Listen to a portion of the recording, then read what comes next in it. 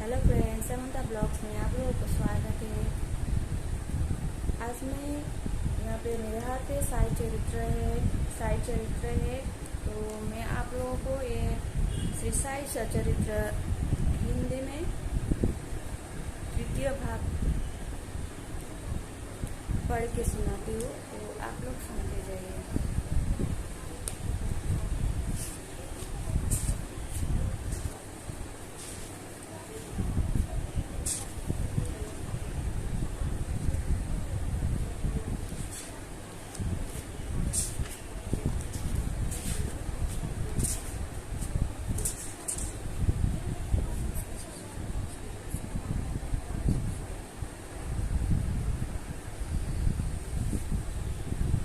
अध्याय 3 श्री साई बाबा की स्वीकृति, आज्ञा और प्रतिज्ञा, भक्तों को कार्य समर्पण, बाबा की लीलाएं, स्तोतिवम स्वरूप, मातृ प्रेम, रोहिला की कथा, उनके मधुर अमृतोपदेश। श्री साई बाबा की स्वीकृति और वचन देना। जैसा कि गत अध्याय में वर्णन किया जा चुका है, बाबा ने सरचरित्र लिखने की अनुमति देते हुए कहा कि सरचरित्र लिखने के लिए मेरी पूर्ण अनुमति है। तुम अपना मन स्थिर कर मेरे वचनों में श्रद्धा रखो और निर्भय होकर कर्तव्य पालन करते रहो। यदि मेरी लीलाएं लिखी गई तो अविद्या का नाश होगा तथा ध्यान और भक्ति पूर्वक श्रवण करने से दो ही बुद्धि नष्ट होकर भक्ति और प्रेम की तीव्र लहर प्रवाहित होगी, और जो इन लीलाओं को अधिक गहराई तक खोज करेगा उसे ज्ञान रूपी अमूल्य रत्न की प्राप्ति हो जाएगी। इन वचनों को सुनकर हेमान पंत को अति हर्ष हुआ और वह निर्भय हो गए। उन्हें दृढ़ विश्वास हो गया कि कार्य अवश्य ही सफल होगा। बाबा ने सामा की ओर दृष्टिपात कर कहा, जो प्रेम पूर्वक मेरा नामकरण करेगा मैं उसकी समस्त इच्छाओं पूर्ण कर दूंगा। उनकी भक्ति में उत्तरोत्तर वृद्धि होगी। जो मेरे चरित्र और कृत्यों का श्रद्धा पूर्वक गायन करेगा उनकी मैं हर प्रकार से सदैव सहायता करूंगा। जो भक्तगण हृदय और प्राणों से मुझे चाहते हैं उन्हें मेरी कथाएं श्रवण कर स्वभावतः प्रसन्नता होगी। विश्वास रखो कि जो कोई मेरे लीलाओं की कीर्तन करेगा उसे परमानंद और चिर संतोष की उपलब्धि हो जाएगी। ये मेरी वैशिष्ट है कि जो कोई अनन्य भाव से मेरे चरण आता है, जो श्रद्धा पूर्वक मेरा पूजन, निरंतर स्मरण और मेरा ही ध्यान किया करता है, उसको मैं मुक्ति प्रदान कर देता हूँ।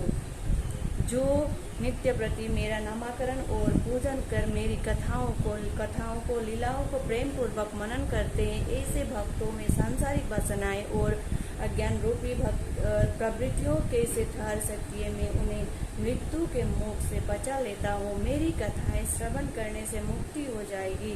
अंत मेरी कथाओं को श्रद्धापूर्वक सुनो, मनन करो।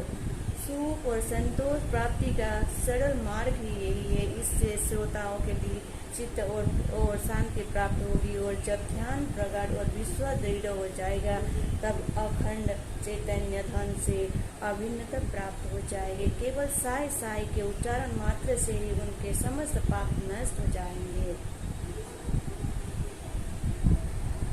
भिन्न भिन्न कार्यों की भक्तों की प्रेरणा।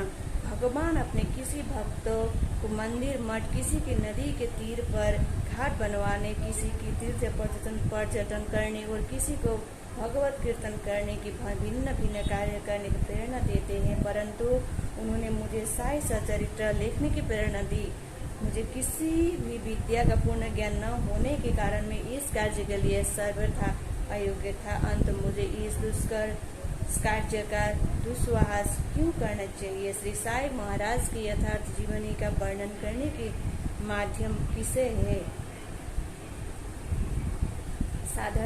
साध्य किसे है। उनकी कृपा मात्र से कार्य संपूर्ण होना संभव है। इसलिए जब मैंने लेखन प्रारंभ किया तो बाबा ने मेरा अहं नष्ट कर दिया और उन्होंने स्वयं अपना चरित्र रचा।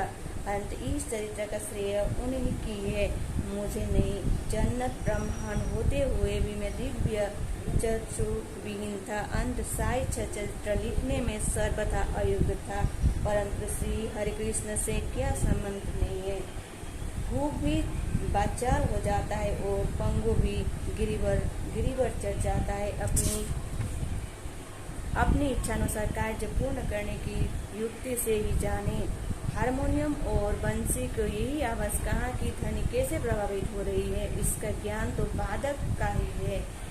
चंद्रकांत मणि की उत्पत्ति और स्वर भाटे का रहस्य मणि अथवा उद्धति नहीं, वरन सकल कलाओं की घटने बढ़ने का ही निश्चित है। बाबा का चरित्र ज्योतिषस्तंभ स्वरूप। समुद्र के अनेक स्थानों पर ज्योतिषस्तंभ इसलिए बनाए जाते हैं जिसके नाविक चट्टानों और दुर्घटनाओं से बच जाए और जहाज का कोई हानि न पहुंचे। इसी भवसागर में श्री साईं बाबा का चरित्र ठीक उपयोग भांति ही उपयोग होगी। वो अमृत से भी अति मधुर और सांसारिक पद की गुमान बनाने वाली है। जब वो कानों के द्वारा हृदय में प्रवेश करता है तब दैहिक बुद्धि नष्ट हो जाती है और हृदय में एकचित्त करने से समस्त कुआशाएं लोप हो जाती है। अहंकार का विनाश हो जाता है तथा बौद्धिक आवरण लुप्त होकर ज्ञान प्रकट हो जाता है। बाबा की विशुद्ध वृत्ति का वर्णन निष्ठापूर्वक श्रवण करने से ही भक्तों के पाप नष्ट होंगे। अंत यह मोक्ष प्राप्ति का भी सरल साधन है। सत्ययुग में साम तथा दम, त्रेता में त्याग, द्वापर में पूजन और कलयुग में भव कीर्तन भी मोक्ष का साधन है। ये अंतिम साधन है जो चारों बानियों को लोगों को साध्य हुई है। अन्य साधन योग, त्याग, ध्यान, धारण और आचरण करने में कठिन है, परंतु चरित्र तथा हरिकीर्तन का श्रवण तो अत्यंत ही सुलभ है। केवल उन पर ध्यान देने का ही आवश्यकता है। कथा श्रवण और कीर्तन से इंद्रियों को स्वाभाविक विषय भक्ति नष्ट हो जाती है और भक्त वासना रहित होकर आत्म साक्षात्कार की ओर अग्रसर हो जाता है। इसी फल को प्रदान करने के हेतु उन्होंने सच्चरित्र की रचनाएं कराई। भक्तिगण जब सरलता पूर्वक चरित्र का अवलोकन करे और साथ ही उनके मनोहर स्वरूप का ध्यान करे, गुरु और भगवत भक्ति के अधिकारी बने तथा निष्काम होकर आत्म साक्षात्कार की प्राप्त करे। साई चरित्र का सफलता पूर्वक संपूर्ण होना ये साई महिमा की समझे। हमें तो केवल एक ही निमित्त मात्र ही बनाया गया है।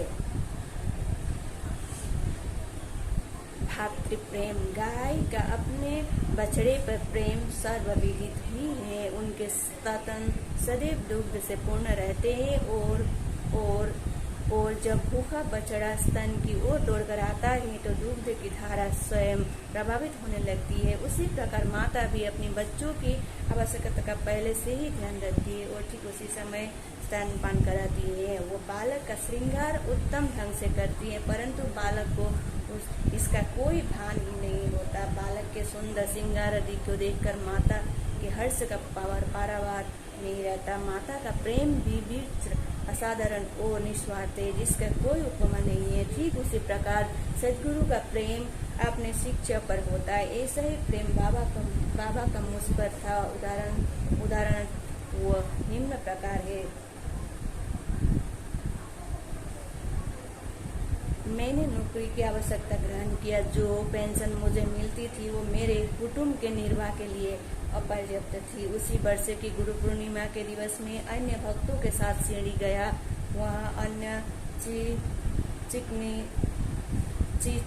चिचरणीकर ने स्तर ही मेरे लिए बाबा से इसी प्रकार प्रार्थना की, इन पर कृपा करो। जो पेंशन इन्हें मिलती है वो निर्वाह योग्य नहीं है, कुटुंब में वृद्धि ही रही है। कृपया और कोई नौकरी दिला दीजिए ताकि इनकी चिंता दूर हो और सुखपूर्वक रहे। बाबा ने उत्तर दिया कि इन्हें नौकरी मिल जाएगी, परंतु अब इन्हें मेरी सेवा में ही आनंद लेना चाहिए। इनकी इच्छाएं सदैव पूर्ण होगी। इन्हें अपना ध्यान मेरी ओर आकर्षित कर आध्यात्मिक तथा दुष्टजनों की संगति से दूर रहना चाहिए। इन्हें सबसे दया और नम्रता का बर्ताव और अंधकरण से मेरी उपासना करनी चाहिए।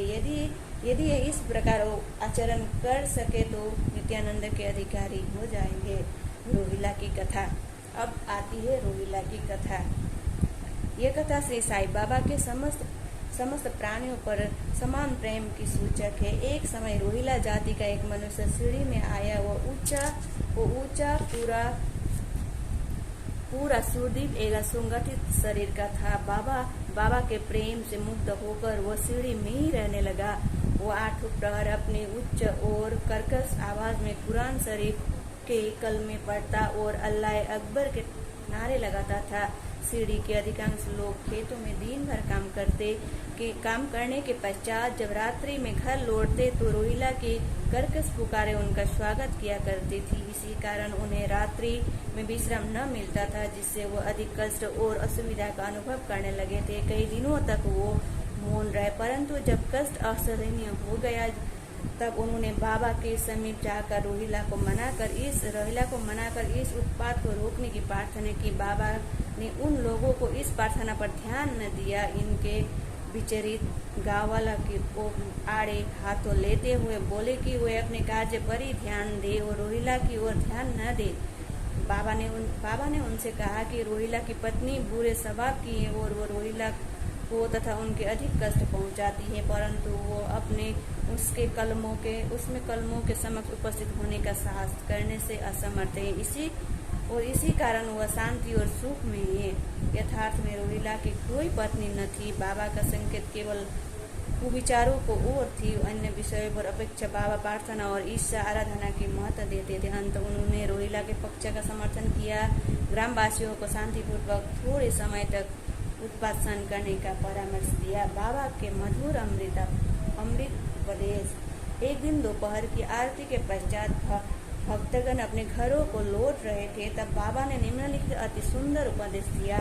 तुम चाहे कहीं भी रहो, जो इच्छा हो सो करो, परंतु ये सदैव स्मरण रखो कि जो कुछ तुम करते हो वह सब मुझे ज्ञात है। मैं ही समस्त प्राणियों का प्रभु और घट घट में पास हो।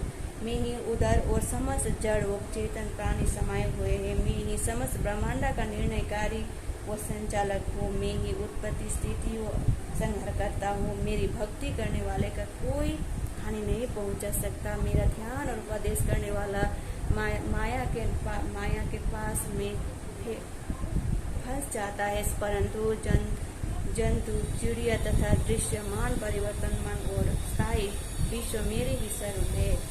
यह सुंदर तथा अमूल्य उपदेश के श्रवण कर मैंने तुरंत यह दृढ़ निश्चय कर लिया कि अब भविष्य में अपने गुरु के अतिरिक्त अन्य किसी मानव की सेवा न करूँगा। तुझे नौकरी मिल जाएगी। बाबा के इन वचनों का विचार मेरे मस्तिष्क में बार बार चक्कर काटने लगा। मुझे विचार आने लगा कि आज से सूझ ऐसा घटित होगा। भविष्य की घटनाओं से स्पष्ट है कि बाबा के वचन सत्य निकले और मुझे अल्पकाल के लिए नौकरी मिल गई। इसके पश्चात में स्वतंत्र होकर एकत्रित होकर जीवन पर्यंत बाबा के ही सेवा करता रहा। इस अध्याय के समाप्त करने से पूर्व मेरी पाठकों से विनम्र प्रार्थना है कि मैं समस्त बाधाएं जैसे आलस्य, निद्रा, मन की चंचलता व इंद्रिय आसक्ति दूर कर और एकत्र ही अपना ध्यान बाबा के लीलाओं की ओर और स्वाभाविक प्रेम निर्माण कर भक्ति रहस्य की ओर जाने का अन्य साधन में व्यर्थ श्रमित न हो। उन्हें केवल एक युगम उपाय का पालन करना चाहिए और वो ही श्री साई लीलाओं का श्रवण। इससे इनका अज्ञान नष्ट होगा और मोक्ष का द्वार खोल जाएगा। जिस प्रकार अनेक स्थानों में भ्रमण करते हुए भी लोभी पुरुष अपने गड़े हुए धन के लिए सतत चिंतन रहता है, उसी प्रकार श्री साई चरित्र अपने हृदय में धारण करे। अगले अध्याय में श्री साई बाबा की सीढ़ी आगमन का वर्णन होगा। श्री सतगुरु श्री साई